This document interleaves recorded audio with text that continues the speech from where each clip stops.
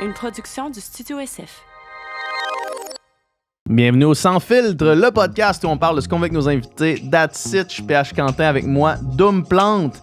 Je le sais, votre résolution de 2022, c'est de partir un podcast. Eh bien, il n'y a pas de meilleure place que le Studio SF. Vous arrivez ici, vous occupez de votre contenu et nous, on se charge de tout le reste. Les techniciens, le matériel, la connaissance technique, la production, post-production, tout ce que vous voulez. 2 jours ouvrables après avoir enregistré votre podcast, vous l'avez dans votre boîte courriel en vidéo et audio. Vous faites avec ce que vous voulez. Bref, si vous voulez plus d'informations, allez au studiosf.ca. Puis c'est le temps, dans le fond, là, lancez-vous, lancez votre projet, ou prenez lui que vous avez puis amenez-le à un autre niveau.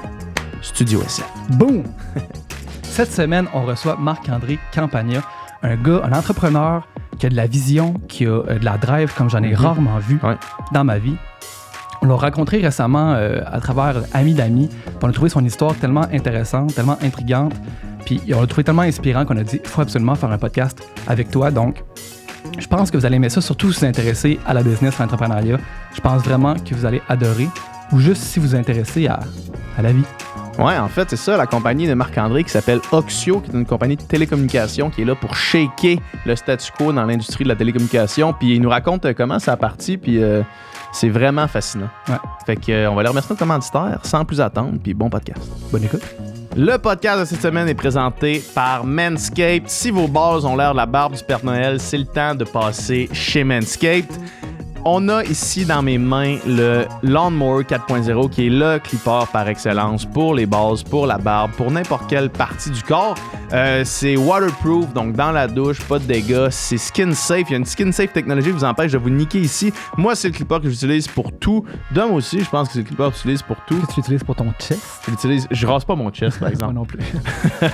Ça vient dans le Perfect Package 4.0 avec les boxeurs, avec le Crop Reviver qui est un petit toner pour les bases, avec un déo pour les bases. Tout les ça avec les Crop Mop aussi. Crop Mop que j'utilise régulièrement quand j'ai besoin d'un petit coup de nettoyant sur les parties de rafraîchissant. Pour, un petit pick-me-up. Ouais, juste pour que garder ça frais, garder ça une belle petite odeur. Puis c'est toujours pratique d'en avoir un pas trop loin. Ils ont plein de promos pour le temps des fêtes. Si vous voulez acheter un cadeau à votre être cher, c'est le temps de le faire. Puis vous pouvez aussi utiliser notre code promo qui est le Sans Filtre pour 20% de rabais et le shipping gratuit. Sautez là-dessus, c'est le temps d'utiliser Manscaped, d'acheter Manscaped, de faire le don de la propreté ultime. That's it. Vous savez quoi faire.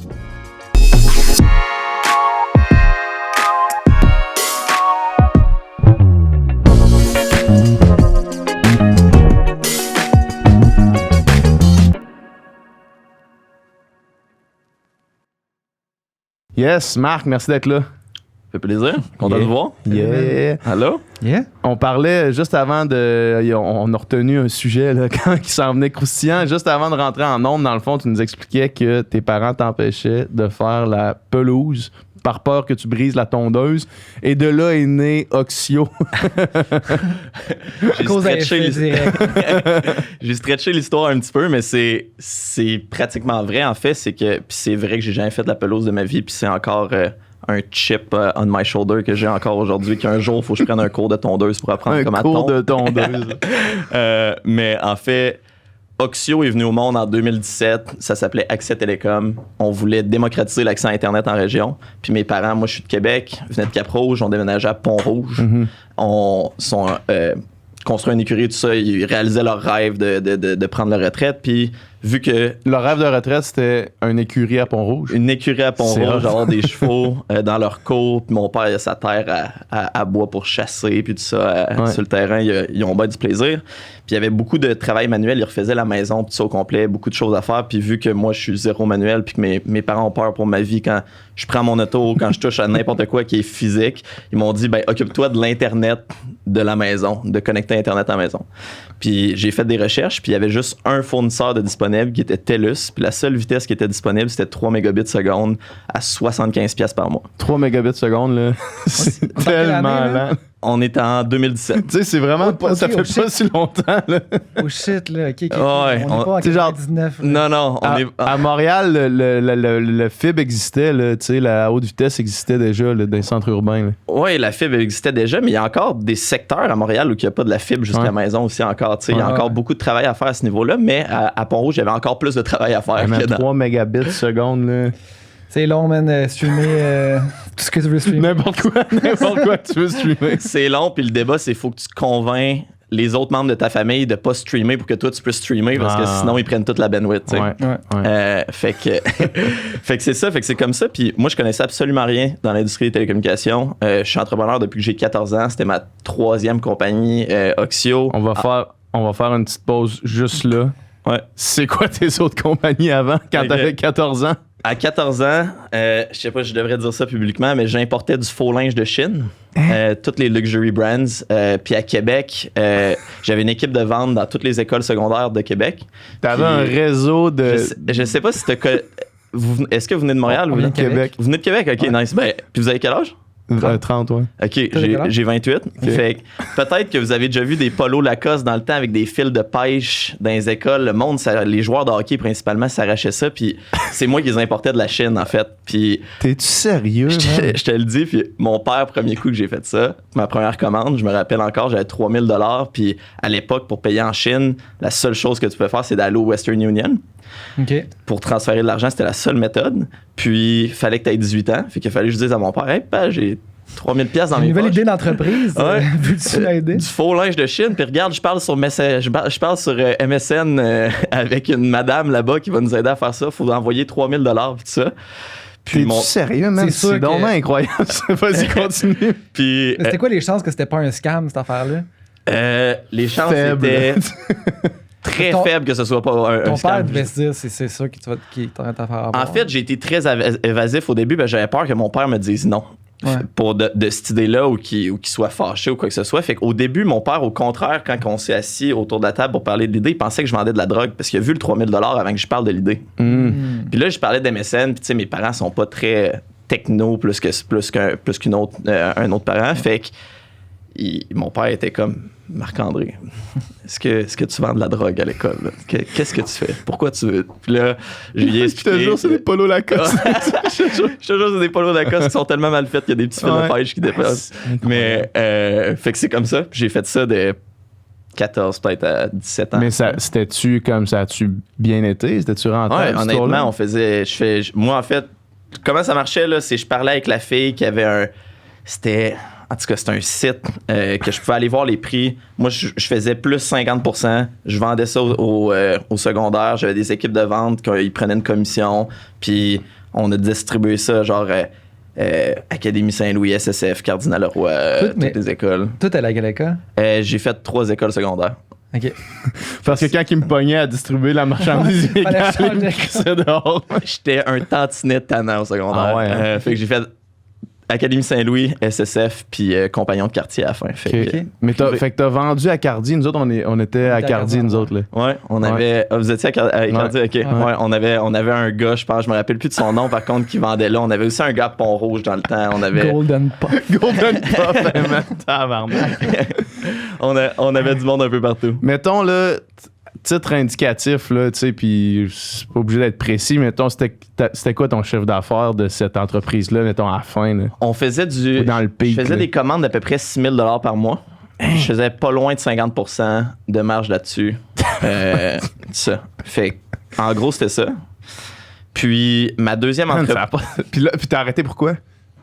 T'as sorti du secondaire. C'est ça. Puis à un moment donné, c'est juste que les gens à qui qu'on vendait se sont tous mis à soi. L'équipe de vente que j'avais faite ont décidé de voler de leurs propres ailes puis commander directement en Chine. Ou les gens ont trouvé les sites puis ont décidé de commander par eux-mêmes, etc. Puis tu sais, mes 2 premières entreprises étaient vraiment plus des... c'est pas vraiment des entreprises, c'est plus travailleur autonome qui fait quelque chose par lui-même, mais c'était pas quelque chose qui pouvait scaler puis créer de la valeur pour d'autres personnes puis créer de la propriété intellectuelle ou quoi que ce soit comme on fait avec Oxio, maintenant. Puis la deuxième? La deuxième, je faisais des événements dans les bars à travers le Québec. Ça s'appelait Québec Pass. Puis moi puis mon partner, moi j'étais un peu le gars qui s'occupait plus de l'administration tout ça, puis mon partenaire, c'était plus la personnalité publique de ces événements-là. Je suis pas un grand sorteur, puis j'aime pas beaucoup les grands événements publics avec plein de monde, puis je faisais ça quand même, mais j'ai énormément appris, fait que au PX, on faisait des événements de comme, on en faisait 30 par mois partout au Québec. Je voyageais partout. 30 événements par mois? Ouais. 30 événements par mois. On a fait venir... à Montréal, on a fait une coupe. Montréal, c'était comme la région qu'on en faisait le moins. Mais à Montréal, on a fait venir aussi Future puis Juicy J. Des événements, on a booké ces artistes-là. Je me rappelle plus en quelle année. Fait que ça, j'ai fait ça. Ça te dit quelque chose, toi, Québec Pass? Ça me dit quelque chose. Ouais, moi aussi, ça me dit quelque chose. Ça me dit quelque chose. Ouais. Fait que dans le fond, l'entrepreneuriat, t'avais ça là, depuis tout le temps. Ça vient-tu de ta famille? J'ai aucun entrepreneur dans ma famille. Ah ouais. Mon père est éducateur spécialisé. Puis ma mère est cadre dans le système de la santé. Donc, j'ai vraiment aucun entrepreneur proche de ma famille. Par contre, moi, je suis né à Bécomo. J'ai grandi après ça à Québec, la 4e année. Puis, étrangement, dans mon parcours, tous mes meilleurs amis en grandissant, leur père était entrepreneur. Puis, on dirait que de voir les parents de mes amis, puis le type de prestance qu'ils dégageaient, puis le respect dans leur communauté, j'ai toujours admiré ça. Puis je trouvais ça vraiment cool. Puis j'allais souper, mettons, chez mes amis, puis je me ramassais à parler plus souvent avec leur père qu'avec le reste du monde, puis de poser des questions. Puis ça m'a toujours vraiment, vraiment intrigué. Fait que je m'avais dit un jour, j'allais faire ça. Puis j'avais comme 2 rêves depuis que je suis jeune. C'était soit de devenir entrepreneur ou soit avocat. C'était les 2. Ouais. Puis... L'avocat, c'était probablement inconsciemment l'influence que mes parents avaient sur moi. Ma mère, elle a beaucoup d'éducation, puis elle a passé beaucoup de temps à l'université. Puis ma mère, à ce jour, vu que j'ai pas de baccalauréat ou quoi que ce soit, elle pense encore que je vais finir dans la rue et de façon imminente. Fait que justement, après Québec Pass, j'ai décidé de retourner à l'école. J'avais pas fait mon cégep. Je suis retourné à l'école à l'université en tant que candidat adulte. J'ai augmenté mes notes, je suis rentré en droit. Puis je me disais c'était peut-être ça que je voulais faire. Finalement, à cours de route, je me suis rendu compte que c'était plus pour rendre mes parents fiers que pour moi personnellement. Puis ensuite de ça, j'ai starté Accès Télécom qui est devenu Oxio pendant que j'étais en droit. On a eu une première ronde d'investissement en septembre 2017. De mon idole, en fait, d'entrepreneur. C'est un des entrepreneurs que j'admire le plus au monde.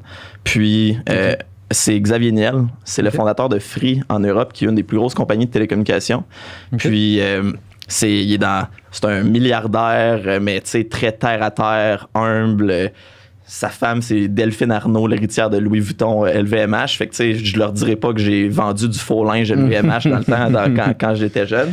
J'espère qu'ils n'écouteront pas le podcast. J'espère qu'ils n'écouteront pas le podcast. Puis, je voulais rentrer en contact avec lui parce que, en fait, lui, il a fait exactement ce qu'on veut faire au Canada.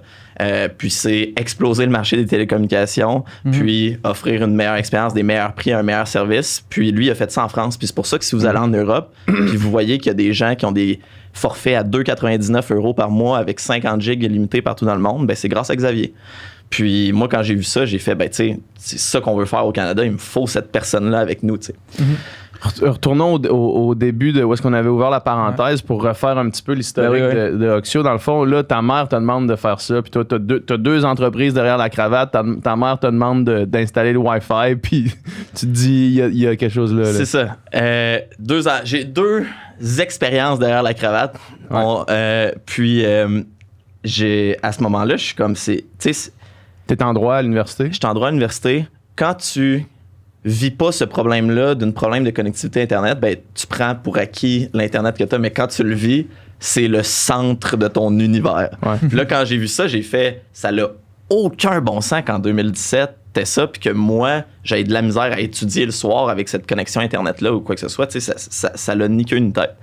Fait que j'ai appelé Francis, qui était quelqu'un que je connaissais à peine, qui travaillait chez Bell à l'époque, qui était la seule personne que je connaissais en télécommunication. Puis c'était un vendeur chez Bell ou il travaillait un petit peu? Il travaillait dans le département d'ingénierie chez Bell. Okay. Puis c'est un passionné de télécommunication, de réseautique, de tout ce qui touche la télécommunication. Puis je l'ai appelé tout naïvement, puis je lui ai dit « Hey, comment qu'on peut régler le problème de mes parents? » Puis Francis, c'est quelqu'un de très...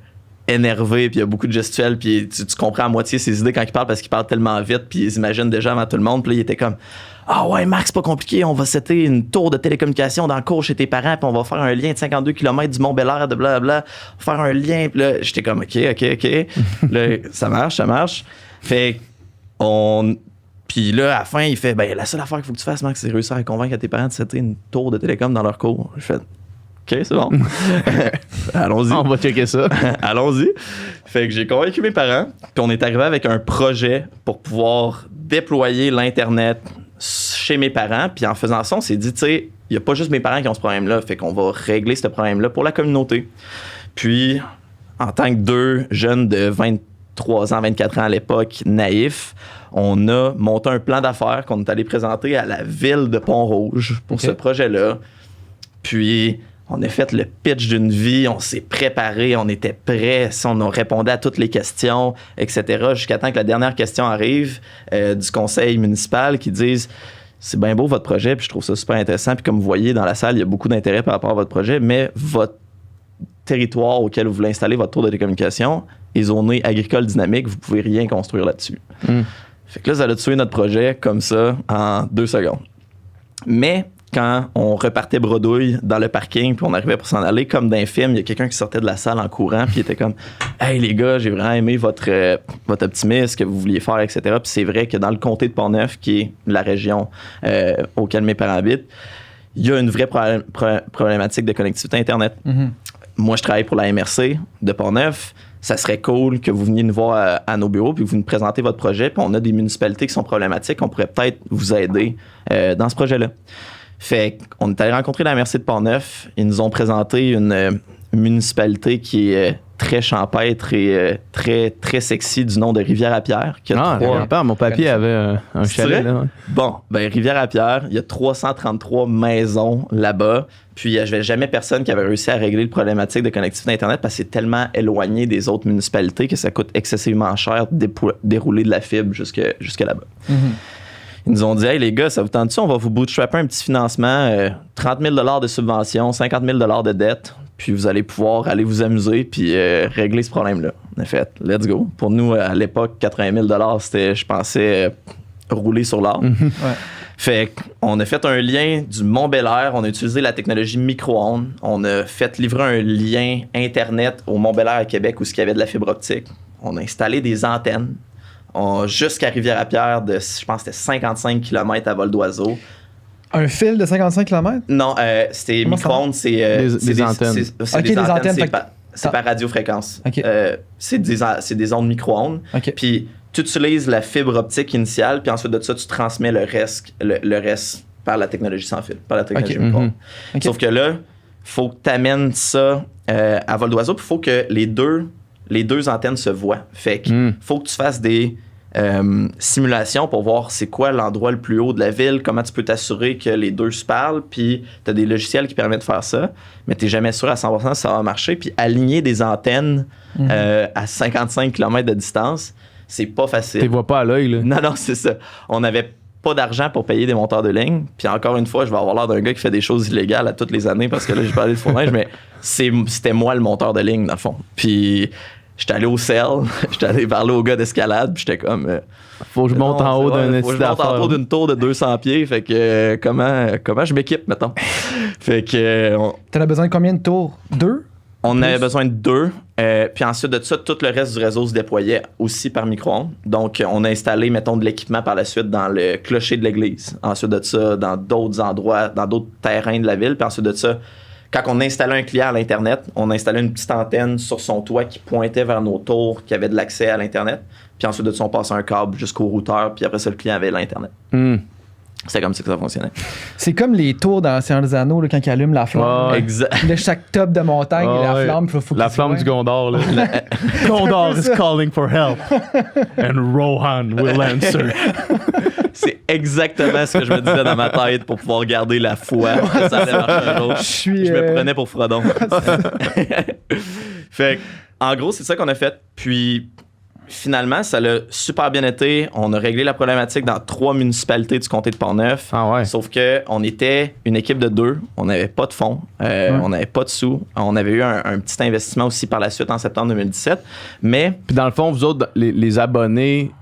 s'abonnaient à vos services à vous. C'était un peu ça le revenu. Ouais. On avait un service à la clientèle, un numéro de téléphone, puis c'était mon cellulaire. Fait que tu sais, je pouvais être sur le toit en train d'installer 24 heures sur 7. Ouais, je pouvais être sur le toit en train d'installer un client, en train de parler avec quelqu'un, puis là, faire le service à la clientèle. On faisait tout, de A à Z. Puis, quand on a fait cette entreprise-là, on a utilisé ce bagage-là pour comprendre qu'il y avait une grosse problématique de logiciel puis de comment gérer tes opérations en tant que compagnie de télécom qui se traduisait en mauvaise expérience client, mauvais service à la clientèle, mauvais prix, mauvaise structure de coût dans une compagnie de télécommunications. Il n'y avait pas d'automatisation. Puis nous, on essayait, vu qu'on était juste une équipe de 2, on essayait de trouver un logiciel qui nous permettait de gérer nos opérations puis de gérer notre service client pour offrir un bon service à nos clients parce qu'on n'avait pas les moyens de le développer nous-mêmes. Puis, quand on s'est rendu compte de ça, ben on s'est dit, il y a peut-être une plus grande opportunité là. On veut régler les problématiques de connectivité Internet, mais peut-être qu'on s'attaque aux symptômes et non à la source du problème. Puis c'est là que on a fait ça pendant 2 ans. Puis c'est là qu'en 2019, on s'est dit, je pense qu'avec le pouvoir du logiciel, avec ce qu'on va développer à l'interne, on va être capable de prouver aux Canadiens qu'on offre un meilleur service de télécommunication sans même toucher aux infrastructures physiques. Puis on s'est dit que le différenciateur en télécommunication n'était plus le pipe qui est déployé parce que ton Internet, peu importe la technologie que tu utilises, si ça marche, tu es satisfait, c'est tout. Mais en offrant une expérience 100% digitale, de devenir le premier fournisseur Internet 100% digital au Canada. Puis, mais c'est quoi la différence de la technologie, mettons? C'est quoi la différence? Ce que je voulais dire par différence de technologie, c'est que, mettons, Vidéotron, c'est du câble. Ouais. Bell, c'est de la fibre.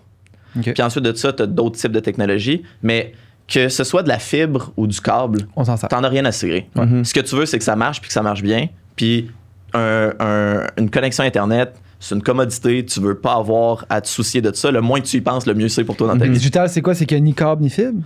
Non, en fait, là, nous, c'est qu'on utilise la technologie câble, on s'intègre sur les différents réseaux de télécommunications, mais nous, on focus sur le logiciel pour offrir la meilleure expérience client, que ce soit quand tu commandes en ligne, quand tu as une connexion avec nous, que ce soit le service après-vente, etc. Fait que nous, c'est vraiment à l'interne, c'est vraiment ça notre expertise. Puis on a vu que le CRTC, à cause que l'industrie de télécommunications est née d'un oligopole, en fait, le CRTC a obligé les grands télécommunicateurs à donner accès à leur réseau à des joueurs qui voulaient offrir des meilleurs services puis vouloir challenger l'industrie actuelle, le statu quo, en fait. Puis nous, on s'est dit, notre prémisse, contrairement à tous les autres joueurs dans le marché, c'était justement le logiciel, c'est le futur en télécommunication, puis c'est ça qui va nous permettre d'avoir un edge compétitif par rapport à tout ce qui se fait dans le marché. Puis c'était ça vraiment notre première hypothèse. Puis en 2019, on s'est dit, hey, on va s'intégrer sur le réseau de Vidéotron, on va focusser 100% sur l'expérience digitale, puis on va offrir un meilleur service de cause à effet. Puis c'est ça qu'on a fait. Puis en 2019, on était une équipe de 5, 3 développeurs, Francis et moi. Francis s'occupait de l'aspect télécommunication, réseautique, etc. Parce qu'il faut quand même déployer une certaine infrastructure réseau pour pouvoir offrir nos services. Parce qu'en gros, là, pour la simplifier, là, parce que je sais que ça, c'est souvent, quand tu viens pas de l'industrie, c'est difficile à comprendre. Nous, on a un réseau dans un centre de données qui est à Montréal, par exemple, sur le réseau de Vidéotron. On bâtit notre propre réseau, puis on pousse notre Internet dans les fils de Vidéotron pour se rendre jusqu'à chez notre client. Fait qu'on loue de l'espace dans les pipes de Vidéotron pour pouvoir offrir notre service Internet sans avoir à déployer l'infrastructure dans les rues. Vous n'avez plus besoin de mettre des fils. Des tours. Là. Exactement. Fait que puis, en plus de ça, nous, on développe la couche logicielle pour pouvoir gérer cet Internet-là, pour pouvoir que le client puisse gérer son Internet, ses services, que nous, à l'interne, on puisse gérer les opérations, l'inventaire, les informations clients, les paiements, etc. Tout ce qui touche à ça. Du magasinage en ligne jusqu'à l'expérience après-vente. Puis, donc, en 2019, on s'est dit, on va s'attaquer à cette problématique-là. On va essayer, notre hypothèse, c'était en focusant sur l'expérience digitale, on va être capable d'offrir un meilleur service, une meilleure connexion, un meilleur prix. Puis c'est ce qu'on s'est lancé. On avait comme projection de connecter 2000 clients la première année en 2019. Finalement, on en a connecté 10 000. On a commencé à développer le logiciel en mars 2019. On a connecté notre premier client en octobre 2019. Puis c'est ça, fast forward, 1 an plus tard, on avait 10 000 clients. Puis aujourd'hui, on est rendu à 30 000 clients. Puis, on est rendu intégré sur le réseau de Vidéotron, sur le réseau de Rogers en Ontario, sur le réseau de Shaw en Colombie-Britannique. Puis, on ouvre l'Alberta en février cette année. Puis, les Maritimes sur le réseau des League d'ici la fin de l'année aussi. D'ici la fin de l'année 2022. OK. Puis, qu'est-ce concrètement l'expérience client, comment qui est meilleure que tout ce qu'on a expérimenté jusque-là, mettons? Ouais. Il y a un sujet d'actualité qui est super intéressant pour vous donner des données par rapport à tout ça. Juste la semaine passée, il y a un rapport qui a été sorti qui a eu encore un 9% d'augmentation de plaintes des services de télécommunications au Canada. Puis il y avait 3 raisons majeures. Puis 88% de ces plaintes-là venaient de la satisfaction client. OK. Puis les 3 raisons principales étaient, 1, la stabilité du réseau, des mauvaises charges, puis une mauvaise divulgation des termes et conditions d'utilisation. Je pense que tout le monde peut se mettre dans les souliers de quelqu'un qui a eu à attendre plus de 1 heure au service à la clientèle, qui s'est fait... On parlait de compagnie de gestion immobilière tantôt, mais je pense qui bounce à 4-5 personnes pour pouvoir régler un problème. Ben, je suis sûr on peut utiliser ça aussi dans l'industrie des télécommunications. Puis il y a quelque chose, excuse-moi, il y a quelque chose de vraiment, on dirait, qui n'est pas du tout de notre époque, là, de devoir appeler quelqu'un pour changer un service. Là, ça fait pas de sens. Là, je parle... si je mets dans ma to-do list qu'il faut que j'appelle la banque ou dans le passé une compagnie de télécommunications, le moment que je le fais, je perds 10 ans d'espérance de vie. C'est pas compliqué. C'est aussi simple que ça. Ouais. Puis, c'est juste penser faire un virement, mettons, là. S'il fallait aller à la banque ou appeler quelqu'un, c'est comme, tu sais, accéder, c'est trop simple, c'est trop facile. Tu peux demander du crédit, tu peux faire ce que tu veux avec ton cellulaire, là, tu sais. Exact. Ouais. Donc, nous, c'est vraiment... ces 3 points-là, en fait, la stabilité du réseau, en fait, nous, on peut régler certains aspects de la stabilité du réseau parce que notre logiciel permet d'avoir un système d'alerte qui nous permet de voir quand la connexion du client, par exemple, est down. Fait qu'au lieu de toi, PH, jamais ta connexion, t'arrives chez vous à soir et ta connexion ne fonctionne pas, puis que tu veux te connecter, t'as un problème, ben nous, on pourrait le voir en amont, puis on pourrait le diagnostiquer, puis on pourrait soit t'envoyer une alerte pour te notifier, puis faire « Hey PH, excuse-nous, il y a une maintenance dans ton secteur, ou etc., ça va être back à telle heure. Puis il n'y a pas de proactivité dans l'industrie des télécommunications par rapport à ça. Il va y avoir des problématiques tout le temps. Je veux dire, un service qui doit être up 24/7, puis qui est rendu un service essentiel, c'est sûr que ça ne peut pas toujours rouler parfaitement en tout temps. Mais la proactivité que tu amènes dans comment tu traites tes clients, ben ça, c'est primordial aussi dans la satisfaction de ta clientèle. Ensuite de ça, le deuxième plus haut point, c'est les mauvaises charges à ton compte. Nous, notre prix, c'est le même. On n'a jamais augmenté un prix de nos clients depuis le début de l'histoire. Éventuellement, peut-être qu'avec l'inflation, on va devoir ajouter des prix comme n'importe quelle entreprise, mais on va aviser le client bien d'avance. Puis, on ne va pas envoyer à toutes les années avant Noël une lettre qui dit « Hey, bonjour, dans le souci d'améliorer nos services, nous avons décidé d'augmenter de 4$ l'année prochaine vos services. » Puis, on le sait tout le monde que c'est de la bullshit puis que c'est pas vrai. Donc, ça, on règle ce problème-là. On règle le problème de prix aussi qui fluctue. On n'a pas de promotion tape horaire, on n'a pas de promotion tape à l'œil qui est « Hey, viens avec nous, là, on va te donner notre service pendant 6 mois, puis après ça, on va saisir ta maison tellement que le prix va augmenter. » Ouais, ça, c'est assez incroyable. Moi, les fois que j'ai fait affaire pour justement le studio ici, là, je me rappelle, c'était comme, OK, les 6 premiers mois, c'est quand même, c'est raisonnable le prix. Puis là, après ça, après 6 mois, c'est comme, c'est quasiment 33% d'augmentation. Là. Après 6 mois, tu fais une crise cardiaque. Puis le prix, justement, est-ce que vous êtes plus bas que la compétition? Oui, on est plus bas que la compétition. Puis nous, en fait, d'un point de vue financier, puis un autre avantage concurrentiel qu'on a, c'est la transparence. Il n'y a pas de transparence en télécommunication. Nous, tu peux aller sur notre site, oxio.ca, tu peux aller dans l'onglet transparence, tu peux voir c'est quoi la ventilation de nos coûts, combien va Oxio, combien va aux gros joueurs, puis pourquoi on charge ces prix-là. Puis nous, nos prix, là, notre thèse de prix, c'est pas compliqué. Là. On joue un jeu long terme dans tout ce qu'on fait chez Oxio. Moi, je suis ici pour les 25 prochaines années. On joue un jeu long terme avec nos clients aussi. On fait pas un sou noir avant 24 mois avec notre client. Ah ouais. Notre payback est sur 24 mois. Fait que nous, c'est pas compliqué. On regarde les coûts d'accès à notre réseau du fournisseur. Au Québec, c'est Vidéotron, par exemple. On met toutes nos dépenses. On regarde combien ça nous prend pour être break-even après 24 mois. Puis nous, notre promesse, c'est que soyez avec nous pendant 24 mois, on va vous prouver notre valeur. Puis ensuite de ça, nous, on va faire un profit là-dessus pour pouvoir continuer à vous offrir les meilleurs services. Puis ça, on peut voir ça dans l'onglet de transparence. Mais ça, c'est incroyable. Tu sais, quand tu appelles pour te désabonner d'un service, là, ouais, puis que là, tu dis genre, ouais, c'est ça, genre, j'aimerais ça me désabonner. Ah, ben là, on va dropper 40% de ta facture. C'est comme, je vois qu'il y a une nouvelle promotion à votre dossier possible. Puis c'est comme tout d'un coup, c'est apparu là. C'est le même principe que dans certains sites douteux, quand vient le temps de se désabonner, ça tombe qu'il y a plusieurs gratuités. Là. Mais ça, c'est un autre problème. Tu sais, au final, c'est pas normal que le vendredi soir, tu t'en vas avec tes amis, tu fais un souper, puis autour de la table, si vous avez des amis plates, vous parlez de vos services Internet, puis que vous vous rendez compte... Combien tu payes par mois pour tes services Internet? Mais que finalement, tu te rends compte que vous avez le même service avec la même compagnie, puis que vous avez une facture différente. Mm-hmm. Ça n'a pas lieu d'être. Dans n'importe quoi, dans n'importe quel commerce de détail ou quoi que ce soit, tu irais voir un produit X, puis si tu l'as acheté dans le même time frame, puis qu'il n'y a pas de promotion sur le prix, tu paierais la même chose. Fait que nous autres, la philosophie, c'est transparence plus de transparence que la business à 14 ans de linge importé. J'ai appris de mon expérience. Il faudrait que je sois plus honnête avec mes clients. J'ai appris de mon expérience, puis on veut être la compagnie la plus transparente au monde. On le fait, puis ça, c'est une philosophie qu'on a, c'est transparence radicale. On a 4 valeurs, puis la plus puissante jusqu'à présent, c'est transparence radicale.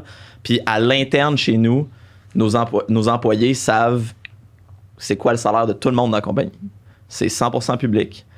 Puis on pensait initialement le divulguer même au public à l'extérieur de la compagnie.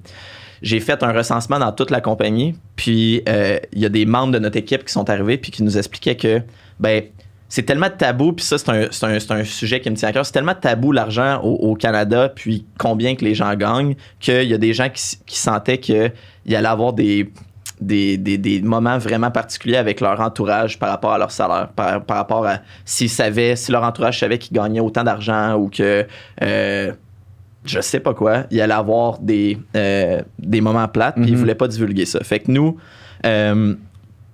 on est arrivé avec la philosophie de la transparence radicale que la transparence radicale devrait toujours respecter la vie privée des gens avec qui on travaille. Donc, on garde la transparence radicale à l'interne chez nous. On divulgue les salaires comme ça. Les gens, si tu travaillais chez nous puis que tu voulais checker, hey, je suis bien payé, etc., tu peux aller voir c'est quoi tous les salaires de tes collègues puis tu peux te faire une tête. Puis nous, on paye top du marché personnel. Fait qu'on essaye d'avoir la plus grande densité de talent dans notre organisation. Fait qu'on paye en conséquence. Vous êtes rendu combien maintenant? On est rendu 80. 80, OK.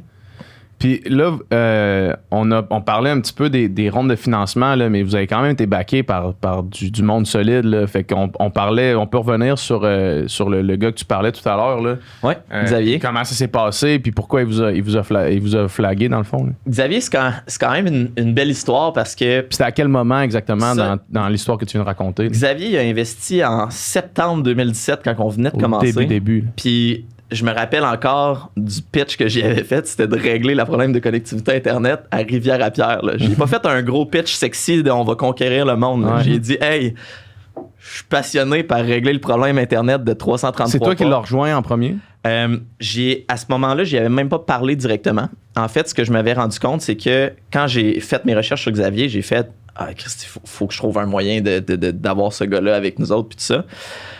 Puis j'ai vu au même moment qu'il y avait... pas si longtemps que ça, parti un fonds d'investissement en start-up qui s'appelait Kima Ventures, qui faisait des chèques de 150 000 US par start-up, 150 000 euros. Puis, j'ai fait tabarouette, faut que je trouve un moyen de rentrer en contact avec lui. Fait que la meilleure porte d'entrée, c'était par le manager du fonds, qui s'appelle Jean de la Roche-Brochard. Fait que j'ai écouté pendant une semaine tous les podcasts que je pouvais mettre sous la main de Jean. Puis, j'ai envoyé un email personnalisé en y expliquant notre mission, ce qu'on voulait faire, etc. Il m'a répondu, j'en parle avec Xavier, je te reviens. Il m'est revenu avec plein de questions. On a fait un Zoom à distance avec leur team. Puis finalement, ils ont décidé de nous backer à l'intérieur de 1 mois. Wow. Puis ils nous ont fait le chèque, ils nous ont supportés. Puis tu sais, c'est des... J'y recommande à tous les entrepreneurs qui écoutent, c'est Kima Ventures. Il investit dans tous les entrepreneurs de la francophonie d'un point de vue mondial. puis c'est les meilleurs investisseurs qu'on aurait pu avoir. Puis là, dernièrement, la compagnie, notre modèle d'affaires a évolué, on a pivoté complètement, on a eu 2 ans de pure douleur d'entrepreneur d'essayer de faire monter une compagnie qui montait pas. Quand on a pivoté, ça a été le contraire, on a été victime de notre succès, puis on a eu une croissance qu'on s'attendait pas du tout à l'interne. Puis là, dernièrement, on était en septembre l'année dernière, on a été accepté à Y Combinator, qui est l'incubateur de start-up le plus prestigieux au monde. T'as Airbnb, t'as DoorDash, t'as plein de compagnies en technologie. Des petites compagnies. Des petites entreprises, là. Des petites entreprises qui sont... entreprises familiales. Ton mom and pop shop traditionnel sur le coin de la rue, là. Puis, on est accepté à ça en septembre l'année passée. Puis, moi, c'était un de mes rêves d'enfance de faire Y Combinator. Tu sais, je regarde les talks de Paul Graham, le blog de Paul Graham qui est le créateur de Y Combinator, Michael Siebold, tout ça, c'est des géants de l'industrie, puis je rêvais un jour d'aller là. Puis on est accepté, puis on a été la première entreprise de Québec, la ville de Québec, à être acceptée à Y Combinator de l'histoire de tous les temps. Il y a quelques entreprises de Montréal qui l'ont fait aussi avant nous. Puis j'étais allé habiter 6 mois en Californie pour cette expérience-là. Ils nous ont donné un petit financement. Puis, quand ils nous ont acceptés en septembre, on n'avait pas assez de fonds pour se rendre au programme. Vous n'avez pas assez d'argent pour... On n'avait pas assez d'argent pour se rendre au programme parce que nous, notre modèle d'affaires fait qu'on investit dans le client. On investit 2 ans dans le client. Ouais. Fait que si on a un mois super bon puis qu'on connecte 10 000 clients, on perd de l'argent à court terme, on va en faire sur le long terme. Ouais, c'est ça. Fait que ça, faut régler ces problèmes de financement-là. Puis, avant notre dernière grosse ronde de financement, on n'avait jamais eu plus que 3 mois à vivre dans notre entreprise. Fait que, tu sais, c'était le tout pour le tout. Puis moi, c'était c'est des bonnes nuits de sommeil, là. Tu comprends pourquoi j'ai un roaring maintenant? C'est des excellentes nuits de sommeil, même à dire, bon, ben, I guess qu'on est fait, mais... ça n'a pas toujours été facile, vraiment pas. Puis... on s'est dit, nous, on va aller en Californie, on va aller dans Silicon Valley, on va aller rencontrer les grands investisseurs du monde, puis justement, on va avoir les moyens de nos ambitions pour le futur, puis j'aurais plus besoin de faire des crises d'anxiété à minuit le soir en me disant, mon entreprise n'existe plus dans 3 mois. Sauf qu'on n'avait pas assez de fonds pour se rendre en janvier, puis ils nous ont accepté à Y Combinator, ils nous ont dit, on croit en ce que vous faites, puis on pense que vous allez trouver des solutions, mais on vous accepte, puis advienne que pourra. Fait qu'on a été accepté. On a levé une ronde de financement entre-temps qui nous a permis d'avoir assez d'argent jusqu'à la fin de avril pour pouvoir passer tout le processus de Y Combinator. Puis Y Combinator, quand ça marche, c'est que t'as des workshops à toutes les semaines, tu travailles avec des partners qui ont créé des grosses entreprises aussi dans le passé. Nous, notre partner, c'était le cofondateur de Yahoo, mettons, qui nous a aidé là-dedans. Puis, ensuite de ça, à la fin, tu pitches, c'est Demo Day que ça s'appelle, puis tu pitches à tous les plus grands investisseurs en technologie au monde. Fait que nous, on s'avait dit, on continue notre croissance, on continue à bien s'occuper de nos clients pour avoir de plus en plus de clients, puis on va lever une grosse ronde de financement à Demo Day. Puis c'est ce qu'on a fait. Puis, cette journée-là, on a eu le support de Xavier qui est revenu, qui a fait « Hey, moi, je vous suis depuis 2017. Ça va me faire plaisir de leader votre ronde de financement. » Fait que, avant Demo Day, le matin, avant que je me mettais à pitcher à tous les investisseurs, il m'a dit « Parfait, nous, on a levé 25 millions canadiens d'équité en juin dernier. » Puis il a dit moi, je vais prendre la moitié de votre ronde de financement. Fait qu'il a pris 12,5 millions. Fait que là, avec Demo Day, il nous restait la moitié de l'autre ronde à closer pendant ce temps-là. Puis là, en plus, on avait un géant de l'industrie des télécommunications qui nous backait. On avait Y Combinator qu'on avait le stem de Y Combinator qui est super reconnu de la part des investisseurs. Fait que le 12,5 millions, on était capable d'aller chercher d'autres investisseurs américains puis mondiaux qui sont encore une fois super impressionnants. On a le fonds de WonderCo qui est Jeff Katzenberg, le fondateur de DreamWorks, puis il était chairman de Disney avant, puis tout ça. On a eu accès à des gens qui sont comme plus grands que nature, puis sont exceptionnels. Puis on a réussi à lever cette ronde de financement-là, puis en plus de ça, on a levé de la dette avec nos partenaires financiers au Québec, Desjardins Capital, etc., Investissement Québec. Puis là, maintenant, on est set pour les 36 prochains mois. Puis là, mon roaring me remercie de ne pas être dans le rouge à tous les soirs. Mais en même temps, tu sais quoi? En même temps, moi, je me dis, ça amène un autre type de stress. Là. Ça doit amener quand même une genre de pression assez incroyable. 100%. Puis, peut-être que tu dors mieux parce que tu te demandes pas qu'est-ce que tu vas manger le lendemain ou si ta compagnie va encore exister, mais t'as quand même de la pression de fournir ça. Là. C'est clair que le stress de performance devient de plus en plus élevé, puis ça te confronte aussi à ton... Il y a un concept que j'appelle le magical thinking là, dans ta vie, autant personnelle que professionnelle, que c'est comme, le jour que je vais avoir X, je vais être heureux maintenant, puis je vais me sentir à Y. Ou le jour que je vais avoir la blonde parfaite, je vais être parfait maintenant, j'aurai plus de problèmes d'estime de soi, etc. Le jour que ma compagnie va faire tel nombre de revenus, là, je vais être heureux. Puis tu vas nous dire que c'est exactement ça qui se passe. Exactement. Moi, j'espère que c'est ça qui va se passer. C'est ça le punch. Mais la vérité, c'est que c'est complètement l'opposé. Puis au contraire, c'est quand tu te fais confronter au magical thinking, puis que tu disais, moi, je me disais, un jour que je lèverais 25 millions de dollars, je serais comme, je pensais pour c'est réglé, le roi du monde, je vais être le gars le plus confiant de l'histoire de la planète Terre. Puis au contraire, quand j'ai levé cette ronde-là, la première semaine après, c'était une des semaines les plus difficiles de toute ma vie, juste à cause de tout le fardeau que j'avais accumulé, puis le travail, puis la pression des dernières années, que j'étais comme sur l'adrénaline de toujours lever du financement, puis de s'assurer que nos clients soient satisfaits, etc. La semaine après, c'était comme un relâchement de cette pression-là, mais en même temps, ça laissait place à une nouvelle pression, fait que ça a comme été une chute d'émotion particulière dans cette semaine-là qui m'a fait que je me sentais particulier, tu sais. Puis maintenant, je suis plus motivé que jamais, mais je suis plus conscient que jamais que tous les stimuli externes, puis ce que je souhaite personnellement à l'externe de ma vie, c'est pas une recette pour le succès ou pour mon estime de soi ou pour régler des problèmes, etc. Fait que ça vient, pour répondre à ta question, ça vient avec une nouvelle pression qui est maintenant, on a établi un plan d'affaires, on a des objectifs qui sont extrêmement ambitieux, puis maintenant, c'est à notre équipe de les exécuter ensemble. C'est le plus beau métier de l'histoire du monde de pouvoir faire ça parce que tu crées quelque chose de nouveau, puis toute ton équipe ensemble, tu crées quelque chose de nouveau. Mais l'entropie du monde en général fait que tu te fais donner des coups de poing d'en face à toutes les semaines, il faut que tu réagisses en conséquence. Puis tu dis vous avez des objectifs ambitieux, c'est quoi, mettons, vos objectifs à moyen long terme? En fait, nous, on a décidé de commencer comme étant un fournisseur Internet indépendant, le premier fournisseur Internet indépendant digital au Canada. On a des objectifs, on a de l'ambition mondiale éventuellement. Puis, on veut devenir le leader en connectivité au monde dans le show.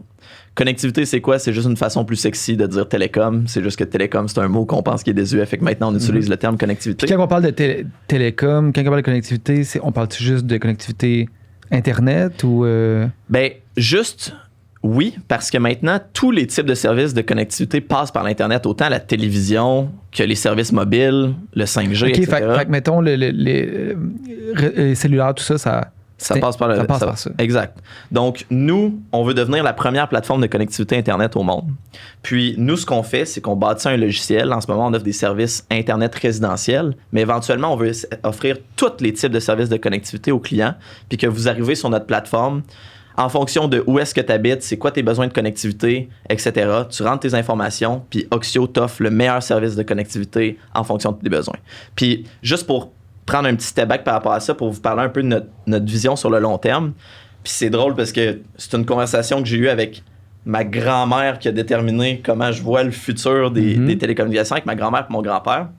Il y a 2 ans environ, j'ai demandé à mon grand-père et à ma grand-mère, j'ai pris justement une Lumix comme ça, une cam comme ça, puis j'ai dit « Hey, j'aimerais ça vous filmer, puis vous poser toutes les questions de votre vie, puis genre comment vous avez grandi, évolué, etc. » Puis j'ai passé 2 heures avec eux, puis mon grand-père et ma grand-mère, tu sais, ils parlaient de tout. Là. Je leur posais des questions même sur combien de partenaires sexuels ma grand-mère avait eu, puis genre mon grand-père aussi, puis des trucs de même. 65! C'est plus proche de 1 que 65, là.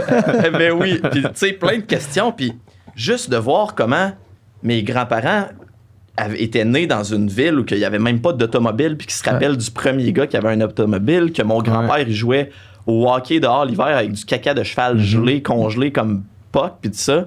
C'était fou. Puis aussi, comment ils prenaient leur bain, tu sais, c'était un bac en bois, tu sais, toute la famille était 36 dans leur famille, qui, tu sais, un après l'autre, puis le plus jeune, il ramassait toute l'eau sale de tout le monde. Ouais. Puis, un moment donné, sans le vouloir, mon grand-père puis ma grand-mère se sont mis à parler de l'électricité aussi, puis tout ça, puis les appareils qui avaient été connectés à l'électricité à l'époque. Puis ils étaient capables de les nommer. Tu sais, ils étaient capables de dire, ben moi, j'avais telle affaire qui était connectée à l'électricité. Puis c'est drôle parce que ça m'a fait faire un parallèle sur l'Internet puis les appareils qui sont connectés à l'Internet. Puis en date d'aujourd'hui, ben on peut... Le Canadien moyen ou l'usager moyen peut nommer sur le doigt, sur le bout de ses doigts, c'est quoi qui est connecté à l'Internet. Tu sais, j'ai mon portable, j'ai un iPad, si je suis fancy, j'ai un Google Home ou un Alexa, j'ai d'autres affaires, mais tu peux quand même les nommer. Tu peux, ouais, c'est ça. Mais aujourd'hui, si j'essaie de nommer tout ce que je possède qui est connecté à l'électricité, je pourrais pas tout te le nommer. Mm-hmm. Puis nous, ce qu'on croit, c'est que il va y avoir 100 000x plus de devices qui vont être connectés à l'Internet dans le futur. Puis ces devices-là vont nécessiter des différentes formes de connexion. Ils pourront pas juste dépendre d'une connexion cellulaire à 50$ par mois pour être connectés. Il y a des objets intelligents les villes intelligentes qui vont avoir besoin de sensors pour les parkings, pour la qualité de l'air, pour toutes ces affaires-là. Ça va tout nécessiter des besoins de connectivité. Mm-hmm. Puis ce que ça fait, c'est qu'il y a des compagnies actuellement dans le monde qui sont en train de développer des nouveaux réseaux, qui sont en train de revoir la structure économique de comment déployer ces réseaux-là. Tu as des compagnies en crypto comme Helium qui déploient des hotspots pour tout ce qui est IoT, etc. Tu as les compagnies de satellites de basse orbite comme Starlink, puis SpaceX, puis etc. Mais tu n'as personne qui s'attaque à l'accessibilité de ces différents réseaux-là. Puis nous, c'est ça qu'on veut s'attaquer. Nous, notre mission, c'est créer une égalité d'opportunités, puis on veut créer une accessibilité de tous ces réseaux-là de télécommunications, puis on veut être la couche de logiciel qui permet aux clients la plateforme, d'avoir accès à ces réseaux-là de la façon la plus simple possible. Mm-hmm. Donc, c'est vraiment notre futur, puis c'est où ce qu'on s'en va. En ce moment, on commence, on a des croûtes à manger, on est un fournisseur Internet 100% digital, puis on offre des services Internet, mais sachez que chaque personne qui s'abonne chez Oxio actuellement, c'est vers là qu'on s'en va, puis c'est ça qu'on veut faire avec Oxio. Mm. Pour les gens qui nous écoutent, les auditeurs du Sans Fil qui vont entendre parler d'Oxio dans les prochaines semaines, dans les prochains mois, à travers notre collaboration, là, c'est quoi ton elevator pitch pour Oxio, là, pour qui change de service? Là? Oxio, on est le fournisseur Internet avec le prix le plus juste et raisonnable. On a la meilleure expérience client de toute l'industrie.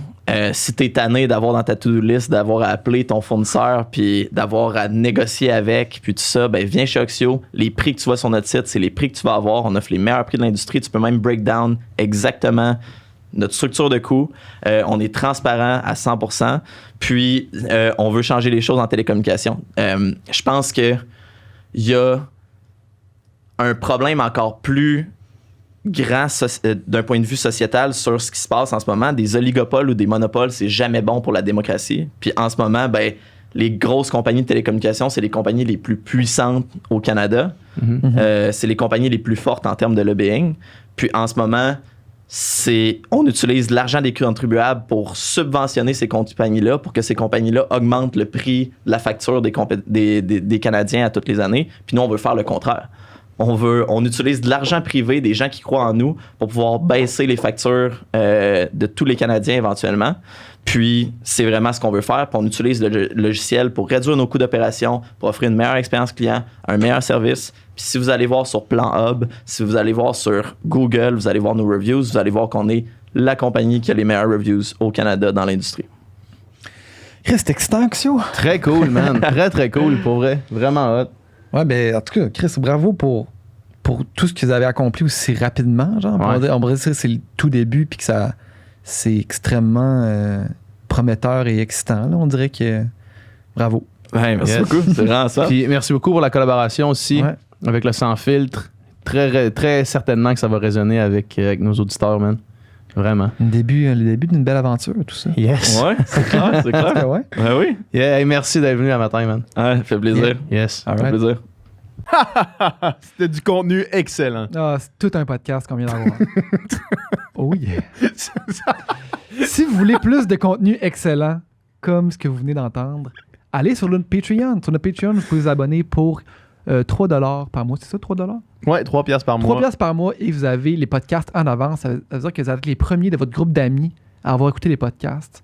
Puis vous allez pouvoir avoir Une avance. Quand vous allez, tu sais, la dynamique entre les amis, c'est tout le temps d'avoir une avance sur les Tu autres. veux toujours avoir une avance sur les gens autour de toi. Ben, avec Patreon, tu as une avance sur l'humanité complète. Puis, en plus, parce que là, je sais que le podcast finit, vous voulez nous entendre jaser davantage, on fait encore moins de filtres après chaque podcast. Fait que là, on vient de finir de tourner le podcast.